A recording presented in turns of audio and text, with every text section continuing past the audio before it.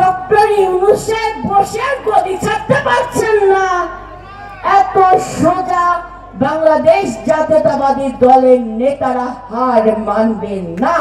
একজন আরেকজনের প্রতি আঙ্গুল তুলে নিজেদেরকে দুর্বল করবেন না। আরো অনেক পথ অতিক্রম করতে হবে, কারণ আগামী দিনে বাংলাদেশ জাতীয়তাবাদী দল বাংলাদেশের নেতৃত্ব দেবে। ভাইরা, আমার নেতা দেশ নায়ক জনাব তারেক রহমান এখনো দেশের মাটিতে ফিরে আসতে পারেন নাই। কেন পারছেন না? কেন সেই পরিবেশ এখনো সৃষ্টি করা হয় নাই?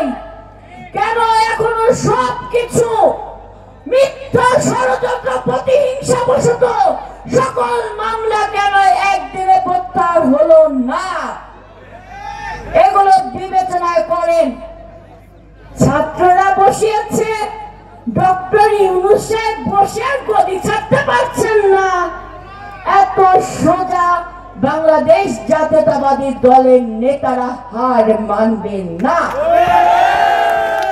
আমরা ওই গদিতে বসার জন্য না, মানুষের গণতান্ত্রিক অধিকার মানুষের হাতে পৌঁছে জনগণের সরকার প্রতিষ্ঠা করে ওই আসনে জনগণের নেতা বসবে।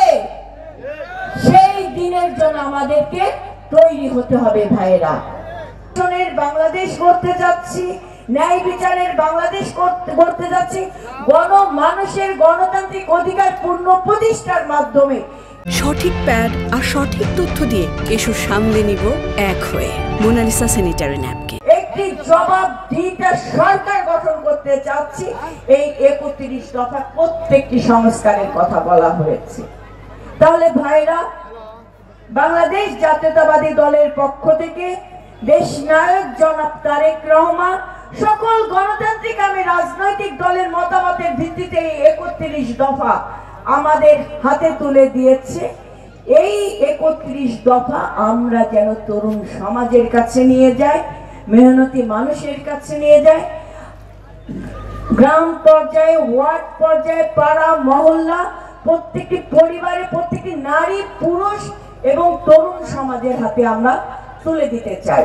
এবং সেখানে আপনারা আপনাদের এই ৩১ দফা শুধু শ্রবণ করে না কিংবা জানি না এইভাবে নয়, আপনারা এটা পড়েন, কারণ এই ৩১ দফা গঠন করতে প্রায় ৩ থেকে ৪ মাস লেগেছে। আর ওটা পড়তে বুঝতে অন্তত আপনাদেরকে ৫ থেকে ৪ দিন লাগবে।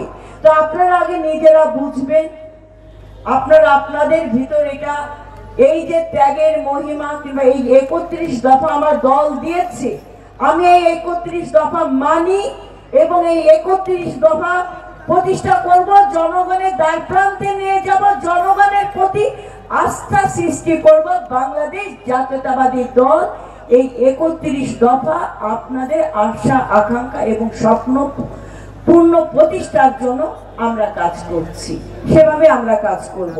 আমি আপনাদেরকে এখানে অনেক রাজনৈতিক বক্তব্য শুনেছি, আপনাদের অনেক বিভেদ, অনেক কিছু কথা শুনে, আসলে কি সত্যি কথা বলতে বাংলাদেশ জাতীয়তাবাদের রাজনীতি, জাতীয়তাবাদের নেতাকে ধ্বংস করার ষড়যন্ত্র অনেক আগে থেকে এটা দেশি বিদেশি ষড়যন্ত্র করে না, এই ষড়যন্ত্রের সাথে ঐক্যবদ্ধ হয়ে আছে। এই ষড়যন্ত্র আমাদেরকে মোকাবেলা করতে হবে ঐক্যবদ্ধ সম্মিলিত প্রচেষ্টার মাধ্যমে।